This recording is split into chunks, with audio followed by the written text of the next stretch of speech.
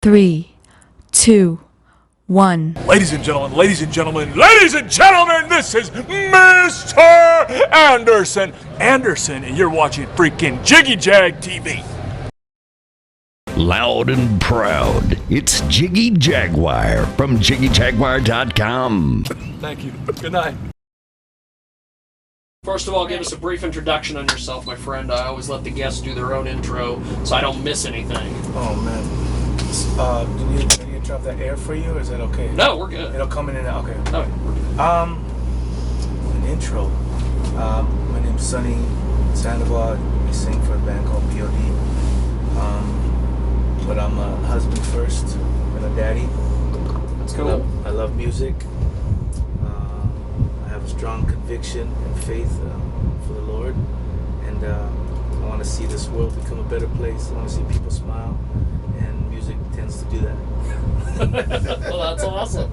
Okay, first of all, I want to cover some questions. I did talk to Rick from Cold Cock Whiskey today, and he said he knows you guys, and I was instructed to say hello. Oh, right on. So I wanted to make sure I got that out of the way. I think I don't think I ever met Rick, but I think he knows some of the other guys, and they're all affiliated through, business friends, companies like Tribal Streetwear. There's like tattoo artists. Everybody's in cahoots with each other, so that's cool. Well, first of all, starting out on this tour, I've been getting online questions from people going, what the hell is POD doing on a tour with ICP? So yeah, that is the most requested question so far. So if you could answer that. Yeah, for sure. We've been doing this 23 years, and we were asked to do an arena tour with some other great bands and great friends of ours, and but it's the same tour. It's the same crowd. Yeah. The crazy thing is that we can probably do on our own and bring in just as many people, because it's not really packaged as a POD deal. That's been the biggest frustrating thing. I think today you have to package it, but I think ICP is just, they're kind of just banking on their own presence, which I think nowadays it's content. It should say, ICP, POD, DJ Paul, all these bands, or these groups, then it just makes it seem like a nice night of music. Yeah. But we wanted to get in front of new people. I think 98% of the crowd has never seen us play before. Yeah. And at this point in your career, it's like that's what you want. There's some of the most loyal fans. It's definitely a different approach on life, but I'm learning a lot from these juggalos, to be honest with you, man. They're coming out, they're loyal, they're trying to be a part of something. They are. And so it's probably one of the coolest tours I think we've done in a while. That's cool. Just because it's new, and it is very unpredictable. So how's the experience been? You have to work for it, and that's what's awesome. You have to work for it. We go up every night thinking like, dude, are they gonna hate us, or what's gonna happen? But every night, you still get the hardcore guys that want to sit there and make you, work for it, and that's fine, because we've done that for 23 years, Yeah. And then there's those, it's awesome to see painted clown faces going off, because you're like, hey, we got their You've got a kinship. Yeah, we got them. But then there's still the ones that want to, kind of post up for a little bit. But at the end of the night, we get them. And then, so the hope is, because it's definitely not like a financial thing, that we sell no merch. The hope is that when we tour on our own, on our next headline run, that we'll see some of these juggalos out here thinking, That's cool. You know what? I love POD, man. They came out with ICP. We're family now, and we just come out shows and get it going. That's cool. Yeah. Now, this was submitted to us online. This comes from Dan from the local band The Calm here in Hutchinson, or here in Wichita. He wants to know how Garth Brooks sells out 4 shows in a row in Wichita. The Foo Fighters can't sell out 1. Somebody somewhere has to explain this. Ask POD. There's nothing against Garth Brooks. We're in a country state. Country music is awesome. Most people on the coast love Garth Brooks, so you can't fault Garth Brooks. But he also came out in a time of music when now it's that iconic thing where it's like, hey, go to Garth Brooks. It's a family event now. I'm gonna bring my kids. We're gonna make a family thing out of it. And there's certain bands that kind of hit that era where they'll always tour, whether they put out records or not, and people will go and see them. You know, POD happens to be and always will be in that realm where we're always working for it, always hustling. You know what I mean? It's just what it is. But I'm sure the Foo Fighters aren't complaining. Trust me, they're selling out. They're selling out arenas all over the place, all over the world. You know. Now, Dustin Goebel wanted me to ask: is Snuff the Punk still played? No, I mean it's 23 years. It's like we have such a big catalog of music. You know, it's hard. It's hard to keep up. You get someone that'll scream it out. Oh yeah. It's like it's funny, but you know, it's hard enough to get people to know your new stuff, let alone 23 years ago. You know. Now you guys have always been real heavily into the Christian music market. You're a Christian music band. Someone wanted to know: are you guys doing this tour to get in front of people who desperately need Jesus? Well, I mean, you know what? Honestly, I mean, I can only speak for myself. That's the only reason why I do music, is because at the end of the day, I'm hoping to live out and share my faith. Yeah. It's the only reason why I agreed when I was 19 to be in this band, was because I knew music was powerful. It would get me in front of people that would normally never listen to you. I've never marketed Jesus or my faith to sell records. I don't consider us a Christian band because I don't really know what that means. Yeah. If I go have my car fixed and I take it to a mechanic, I don't ask if he's a Christian mechanic. Exactly. I want the best man for the job. Yeah.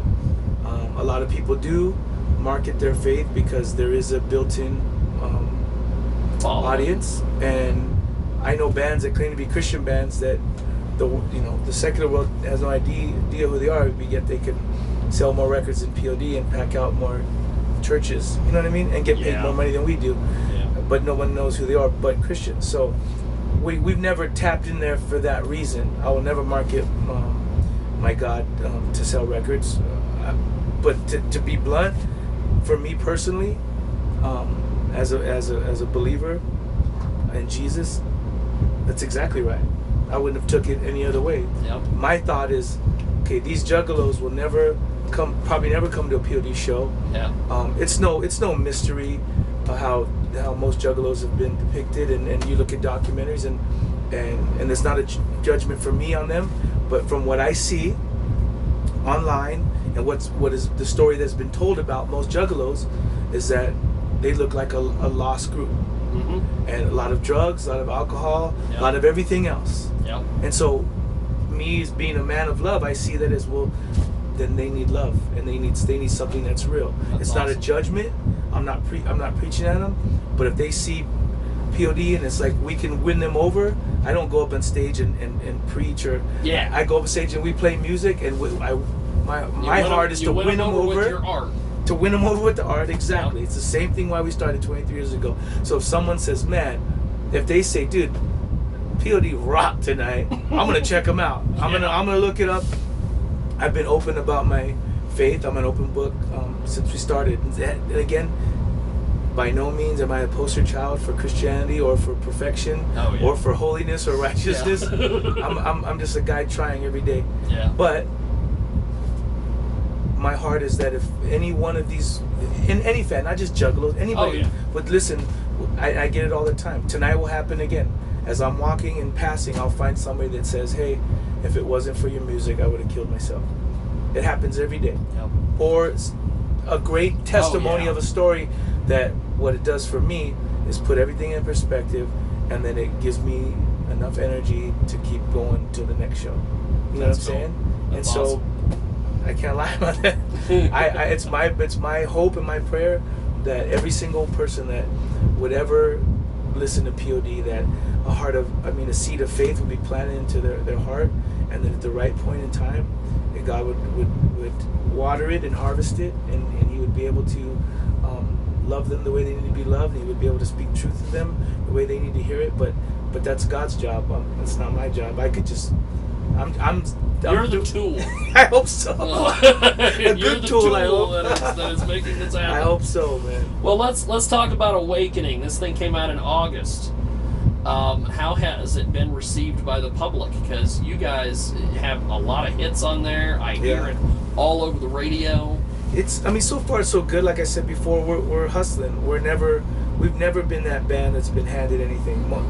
Most of these bands can go away and not do a record for 8 years, and then they're number one on the charts. They don't have to work for it. It just happens. It's label politics. It's radio politics. It happens. POD is that band. Politics. And Yeah, music? really? Come on.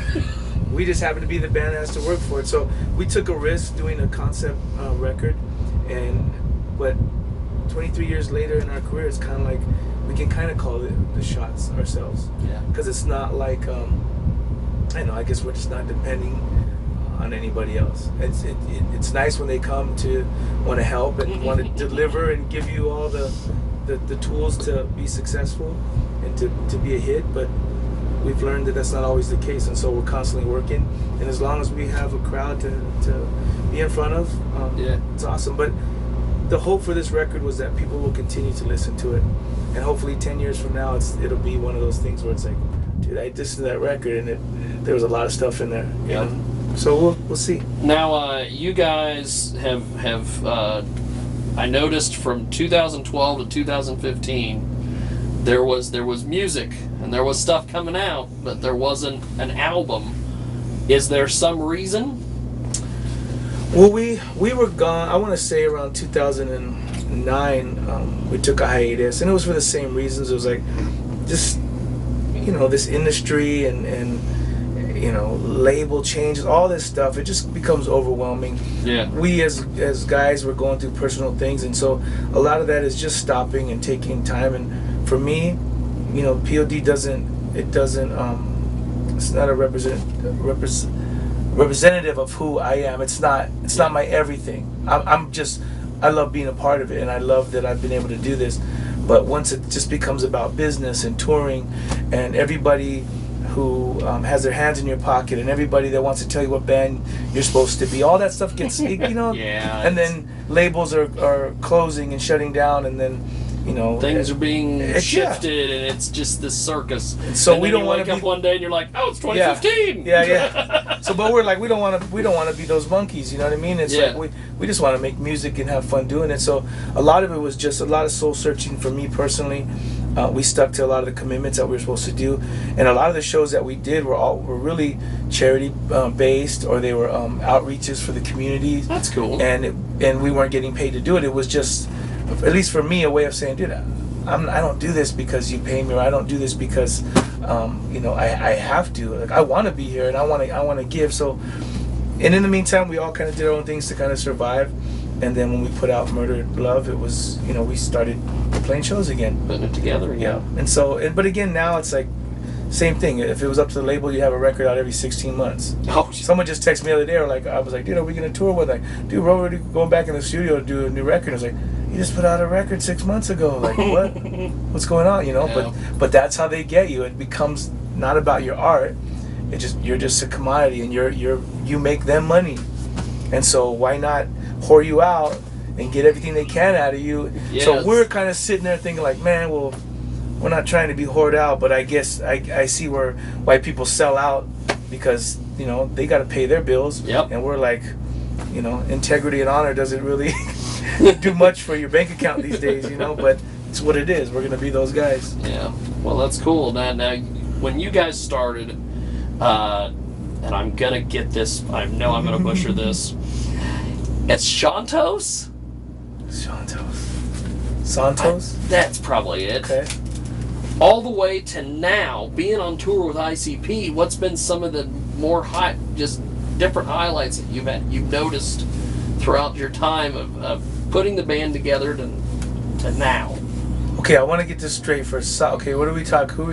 Santos is a gentleman that was on our record years ago. The very first, because when I was doing research on you guys formed a band before it became POD. Oh, the Mike Love and Eschaton. Yeah. And then now it's become POD. Yeah. And well, we were high school kids, and they would play locally, all the keg parties, and all the all the parties, and we would go out just to and it was like Metallica and and Slayer more covers, more thrashy. And but at the time it was like we wanted to do something different, and I was more into like reggae music and hip hop, and you know, they were like, and we all love different kinds of musics, and that's when they had asked me, it's like, why not mix kind of a rap with heavy? Yeah. And, you know, at the time it wasn't really being done, but there was collabs like Run DMC and Anthrax, and there was, you know, there was Run DMC with Aerosmith. There was all these little hints of it, and it's like, well, that's kind of what we love. Like, why not do that? So then POD formed, and that was in '92.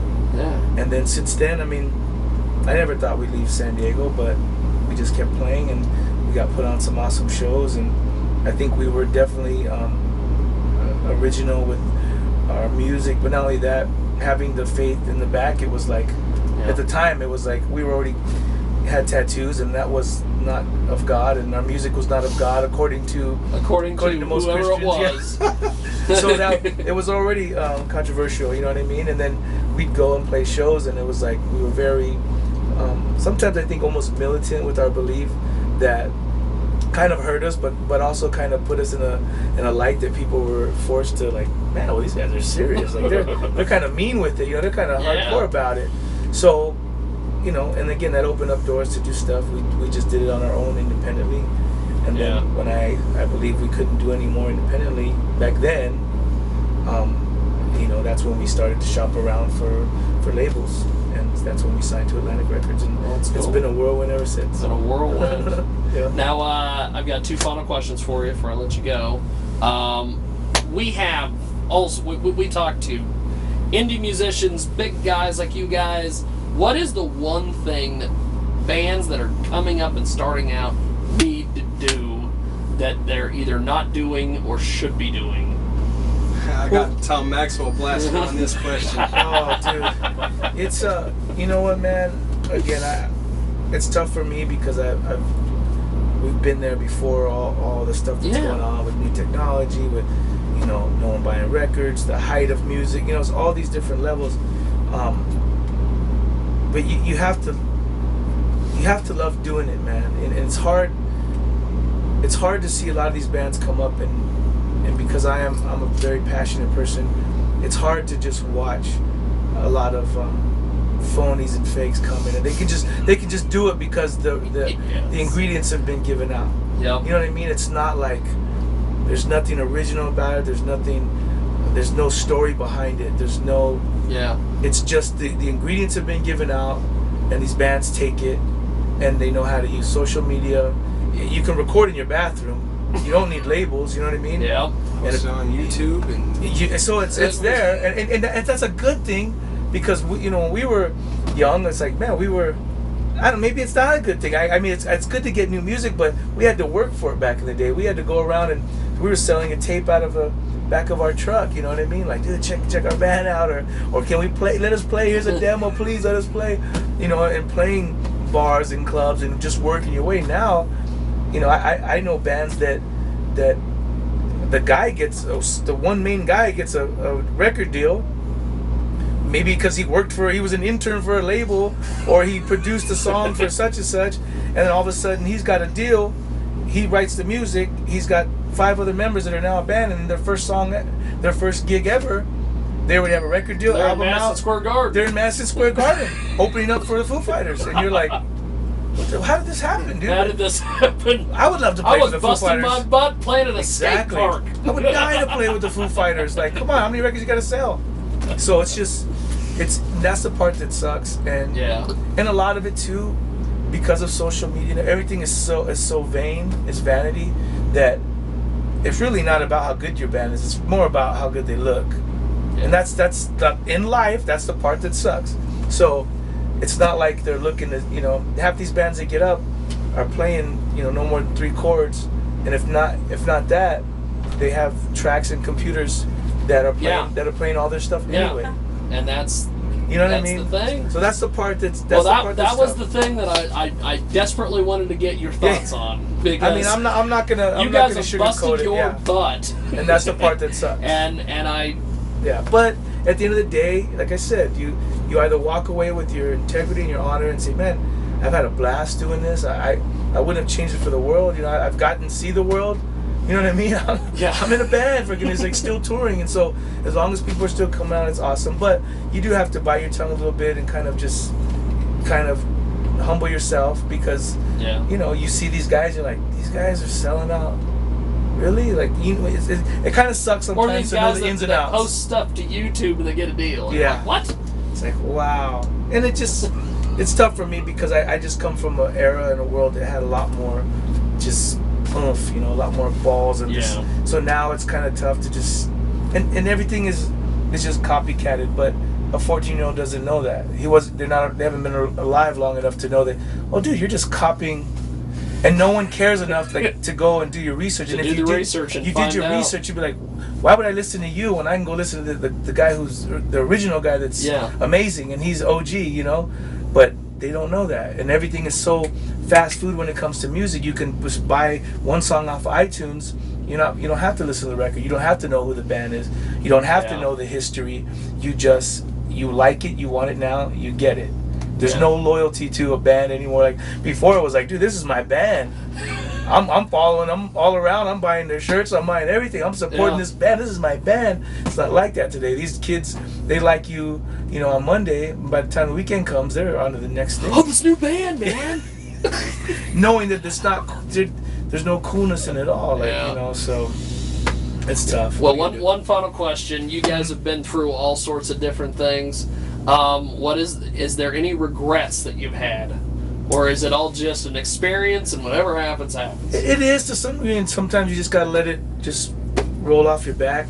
But you know, there's all kinds of things you can do differently. But when you're a kid and you know, none of us we're really businessmen.